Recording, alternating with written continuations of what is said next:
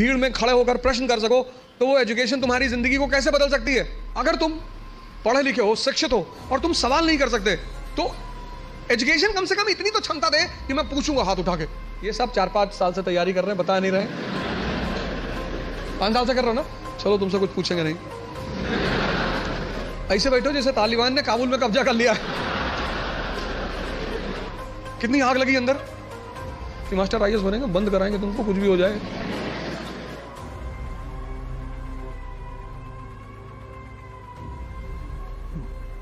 जय हिंद फ्रेंड्स।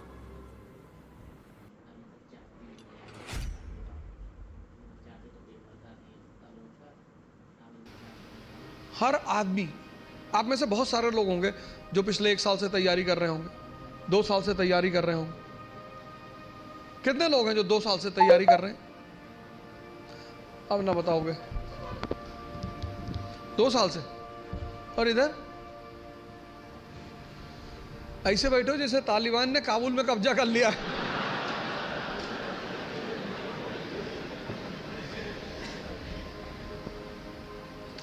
वो सब ऐसे ही बैठे थे काबुल में जाके।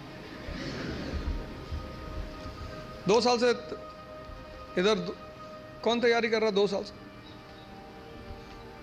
2 साल से तैयारी कर रहा हूं, है ना? क्या ऑप्शनल है? Political science.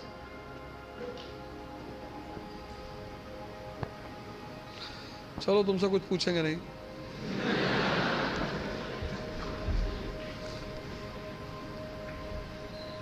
नहीं तो कहोगे बेइज्जती कर रहे थे सबके सामने।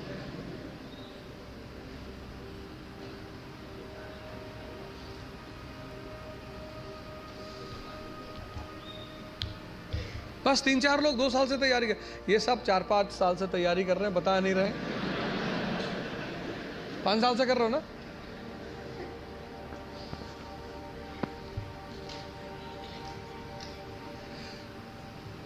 कई चीजें हैं जो मैं हर सेमिनार में रिपीट करता हूं, उसमें से एक ये है कि स्टूडेंट, भिखारी और सन्यासी की कोई इज्जत होती नहीं। कि तुम लोग जो अपनी इज्जत बचाने की कोशिश करते हो, अपने स्कूल में किसी कारणवश पकड़े गए, कार्रवाई हुई हमारे ऊपर, तो मेरी माताजी ने कहा घर में कि कुल का नाम खराब कर रहा। तो मेरे पिताजी ने बड़ा अच्छा जवाब दिया, बोले कौन सा मुगल कुल है कि हमारे कुल का भारत में बड़ा नाम। बोले कोई बात नहीं बेटा, जाओ, तुम हो गई गलती तो कोई बात नहीं। स्टूडेंट, तुम जहां भी सीखने जाओगे ये सब कॉन्सेप्ट लेके, मैं तो क्लास में देखता हूं 500 लड़के, 600 लड़के बैठे होते हैं, सवाल ही नहीं करते, एक दूसरे का चेहरा देखते हैं।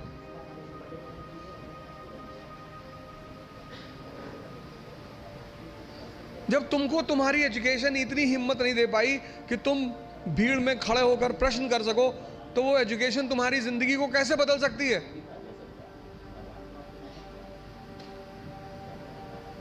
अगर तुम पढ़े लिखे हो, शिक्षित हो और तुम सवाल नहीं कर सकते, भाई तुम सवाल, यहां इतने सारे लोग बैठे, अगर तुम कोई क्वेश्चन पूछते हो और लोग हंसते हैं, क्या फर्क पड़ता है? लोग सिर्फ मुर्दों पे नहीं हंसते। तुम अगर जिंदा हो, तुम जिंदा हो तो लोग तुम पर हंसेंगे। तो एजुकेशन कम से कम इतनी तो क्षमता दे कि मैं पूछूंगा हाथ उठा के। कितने लोग आते हैं कोचिंग करने, वो कोचिंग से वापस चले आते हैं, वो अपने डाउट्स पूछते ही नहीं क्लास में, टीचर से मिलने ही नहीं जाते।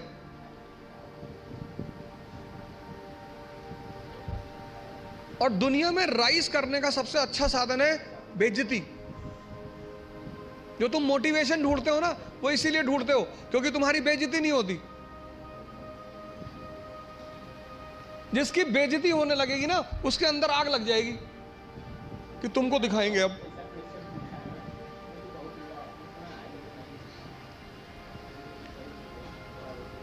और तुम उसी चीज से डरते हो।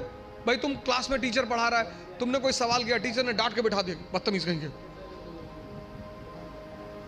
बच्चों जैसे सवाल करो, भगा देंगे क्लास। पूरी क्लास हंसने लगी।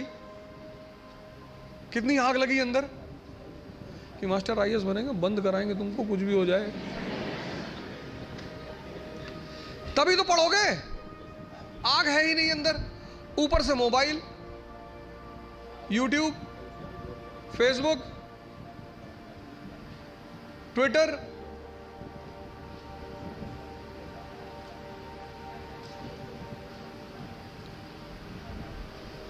मैं 4-5 दिन पहले क्लास ले रहा था दिल्ली में, तो एक भाई साहब लिख रहे थे एक हाथ से, दूसरे हाथ से मोबाइल से रिकॉर्ड कर रहे थे। मैंने कहा यूट्यूबर हो? पकड़ लिया, वो कोने में उन्होंने रखा तो पकड़ में आ गया। मैंने कहा वैसे ही यार इतने लोग पीछे पड़े हैं, क्या बना रहे हो? नहीं नहीं सर ऐसे ही, पढ़ लो यार। अब इस क्लास में बहुत सारे लोगों का PSIR ऑप्शनल होगा। कितने लोगों का है?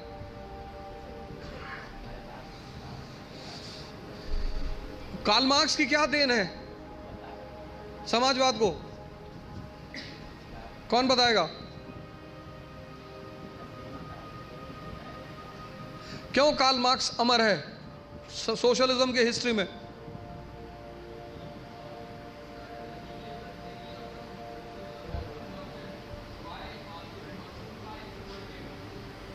Why?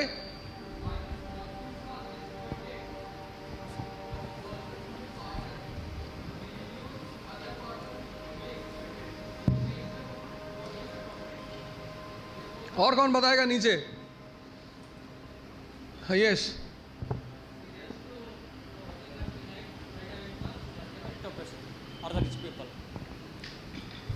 he said to working class to unite. He said to working class to unite and नहीं, मेरा क्वेश्चन ये है कि ऐसी कौन सी बात उसने कही जिससे वो खुदा बन गया समाजवाद का? Why he is called as the god of socialism? Exploited वर्ग जो तबका है वो इसलिए एक्सप्लॉइटेड है क्योंकि उनके पास पॉलिटिकल एंड इकोनॉमिक वो नहीं है, इसलिए। और उन्होंने बताया लोगों को कैसा। इनको तो भाई पीछे। So I guess workers lacked consciousness. तो कुछ फार्मूला तो दिया होगा ना उसने? ऊपर माइक है। हमें लगा कूदने जा रहे हो पकड़ के रेलिंग, वहीं से बताना। हाँ,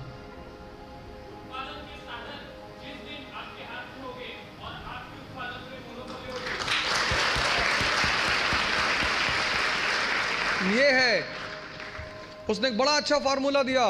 उसने कहा the section in the society which controls the means of production is also the ruling class in the society. समाज का वो तबका जिसके हाथ में मीन्स ऑफ प्रोडक्शन होता है, वो समाज में रूलिंग क्लास भी होता है। तो मजदूर तबका क्या हुआ? ना उसके पास इकोनॉमिक पावर है, ना उसके पास पॉलिटिकल पावर है, और जिसके पास पावर नहीं होगी उसका एक्सप्लॉइटेशन होगा। यह न्यूटन का चौथा नियम है। नहीं, वो भूल गया था बताना। तुम बारिश में देखो गांव वगैरह में जब बच्चे खेलते हैं तो पानी के तालाब वालाब में जाते हैं तो पानी वाले सांप को पकड़ लेते हैं वो, और फिर ऐसे नचाते हैं। वो इसी बात का सूचक है। किसी को कोबरा पकड़ के नचाते हुए देखे हो? जिसके पास पावर नहीं होगी वो एक्सप्लॉइट होगा।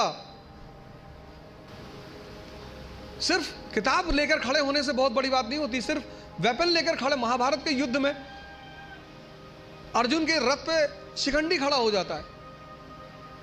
भीष्म पितामह इससे क्या लड़े?